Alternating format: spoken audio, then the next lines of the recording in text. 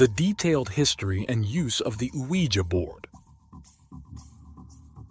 Origins and early history. The Ouija board, also known as a spirit board or talking board, is a tool historically used for communicating with spirits. Its name combines the French and German words for yes, oui, and ja, reflecting its purpose as a medium for messages from the beyond. Some speculate connections to ancient Egyptian symbols of luck or the Moroccan city of Oujda, though these links are largely anecdotal. The concept of communicating with the spirit world using a board with letters and numbers has roots that trace back to ancient divination practices in China. As early as 1100 AD during the Song dynasty, similar tools known as Fuji or planchette writing were used in seances, where a moving pointer would spell out messages from spirits. 19th century and Spiritualism movement.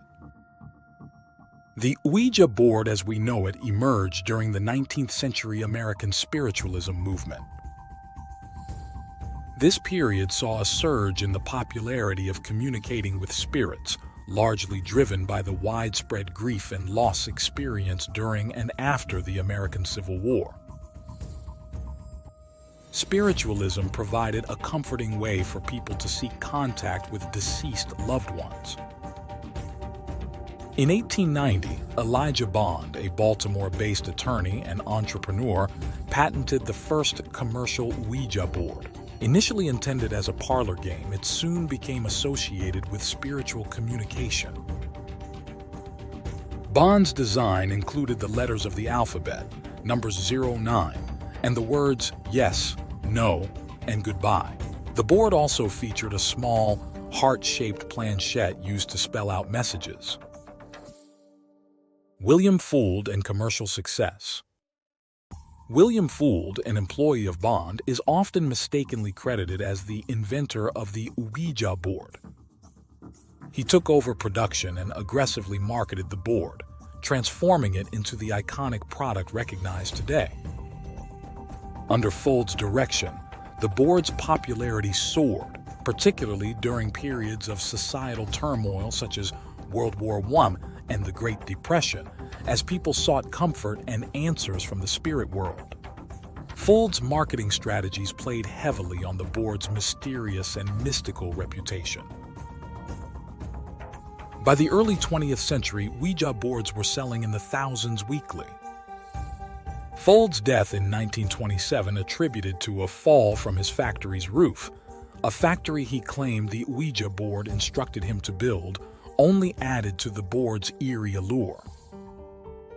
Cultural impact and controversy. The Ouija board's cultural impact extended beyond mere novelty. It was featured in various forms of media, from Norman Rockwell's 1920 illustration in the Saturday Evening Post to its portrayal in horror films like The Exorcist, 1973, which cemented its association with the occult and paranormal activity. Despite its portrayal in horror media and the controversies surrounding its use, particularly accusations of promoting occult practices to children, the Ouija board remained a popular item. In 1967, Parker Brothers acquired the rights to the board and sold over 2 million units, outselling even Monopoly that year. The board's mystique, coupled with the counterculture movements and fascination with the supernatural during the 1960s and 1970s, kept it in the public eye. Modern use and perception. Today, the Ouija board continues to be a subject of fascination and controversy. While some view it as a harmless parlor game, others see it as a serious tool for spiritual communication or a potentially dangerous gateway to the unknown. Its enduring popularity speaks to a deep-seated human desire to believe in something beyond the tangible world. Using the Ouija board. Preparation. Environment: choose a quiet, dimly lit room to minimize distractions. Participants. Typically, 2 or more people are needed, with everyone placing their fingers lightly on the planchette. Mindset approach with an open mind and respect for the process. Procedure. Opening begin with a clear question like, is there a spirit who wishes to communicate? Communication. The planchette will move towards letters, numbers, or words to spell out messages. Participants should not push the planchette but allow it to move freely. Closing. Always close the session by moving the planchette to goodbye to end the communication properly. Ethical considerations. Using a Ouija board responsibly is crucial. It is advised to set clear boundaries and intentions before starting. Avoid using the board if feeling emotionally unstable or fearful.